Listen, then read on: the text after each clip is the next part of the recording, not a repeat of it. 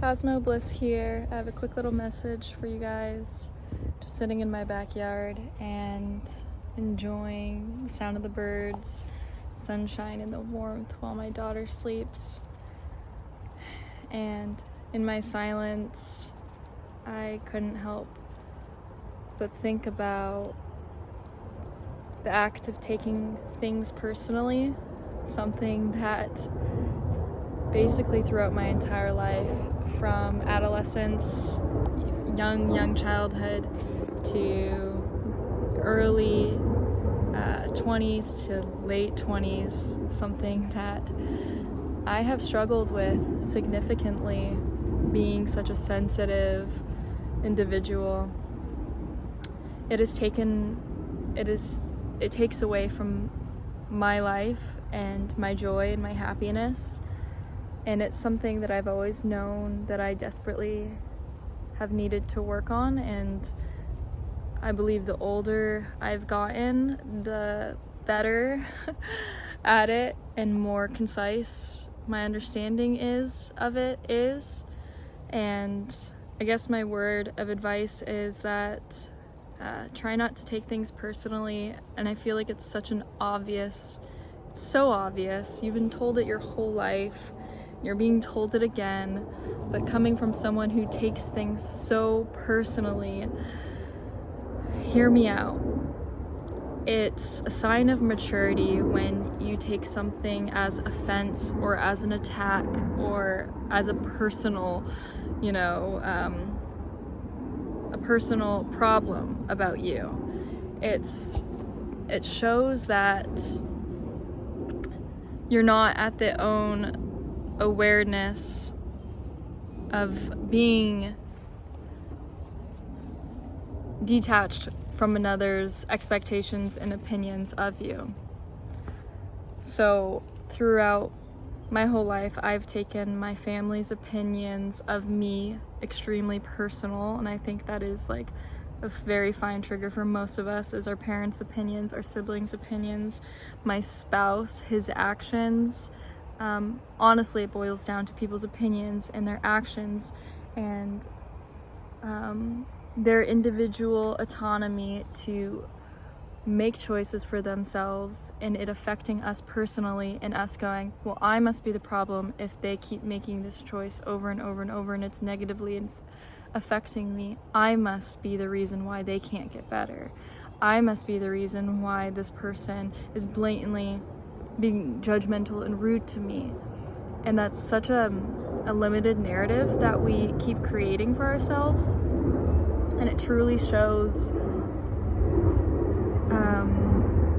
almost how immature we can be. And it's almost the essence of, and it's not intentional. I really don't believe it's intentional, and I do think it comes from a place of being just so hypersensitive and caring so much about our relationships with people. But you almost give the energy of being the victim, of being less than or small. And it's not about that. It's that people, like I said, have this autonomy and individuality, and they have the right to think the way they want to think, to treat themselves and others the way they want to treat others. And it has nothing, most often, it doesn't have to do with you, and it has a lot to do with someone's own shortcomings and their inability to work on themselves. If someone continually brings you down and is continually rude to you, no matter how hard you try to heal a relationship, to be the bigger person, and you take it personally, it's a waste of your energy. You don't need to keep doing that anymore. It's time for you to take a step back and realize, okay, this person doesn't have the awareness or the internal development to not let their emotions inconsequently affect others around them. They don't have the capability quite yet, and it's not your role. If you get treated a certain way or spoken to a certain way, it's not your role to blame yourself for someone else's shortcomings, to say the least.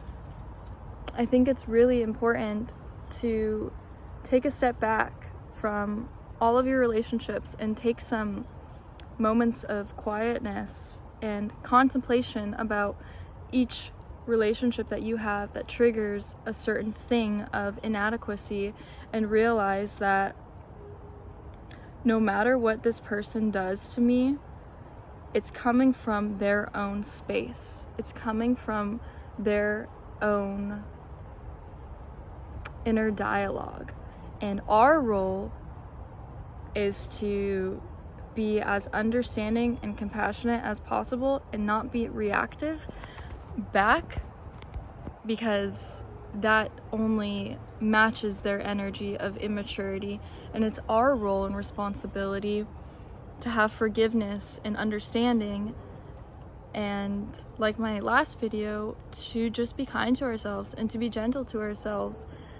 We've probably, like you guys, like I have spent my entire life taking almost everything personal, from the beginning of my marriage and having major failures in that dynamic so personally, and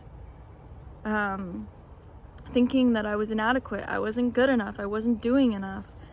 And that's just now, 7 years later in my relationship, in my marriage now, I can understand, no, my husband was a broken child and was making mistakes continually, not because of my own doing and my own energy around him. It was because he didn't have the upbringing and the examples to live a certain life. He didn't have the capability to make certain choices because it was so new to him.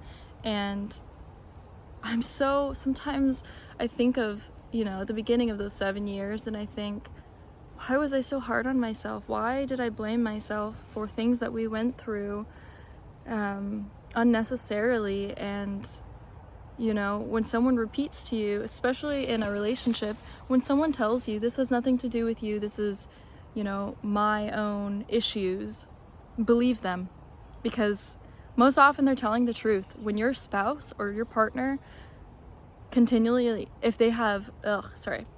tells you it's not you, it's me, most likely that is honestly probably true. If they have any type of addiction or short fuse or whatever, it's probably just a mental limitation that they have not worked through. And yes, we can contribute to the immaturity and the not growing and reacting properly to their ill-developed impulsivity or mind or whatever, but at the end of the day, what we're here to do is, on an individual basis, we're here to grow. And by growing, we have to lead by example. If you're with someone, if you have a parent, you have a sibling, a partner, anyone in your life, an employee, or an employer, it's our role to be the bigger person. And by doing that, it shows those people who hurt us that is not necessary to go forward in life, and that we can self-reflect and correct ourselves every day on this path. And I'll say it again, like my last video, it's our role to be kind to ourselves and to have as much awareness as we possibly can. And we're humans, we all make mistakes, and we inevitably will take things personally from time to time, but you can't live your entire life letting that energy is inadequacy, quite literally, letting that feeling of insecurity and inadequacy manifest in our lives. It's not progressive, it's not going to get you anywhere. That's my message. Here's my beautiful forest backyard. It's warm here and it's becoming a beautiful summertime, which I've waited so long for. There's gonna be a few more days and weeks of probably rain and gray, but just a reminder to everybody that you're almost there, that the winter is almost to an end and you made it through the most difficult time, and the sun is going to heal us. It's healing me now, and I hope you guys are all well and that you enjoyed this message. I'll see you guys soon.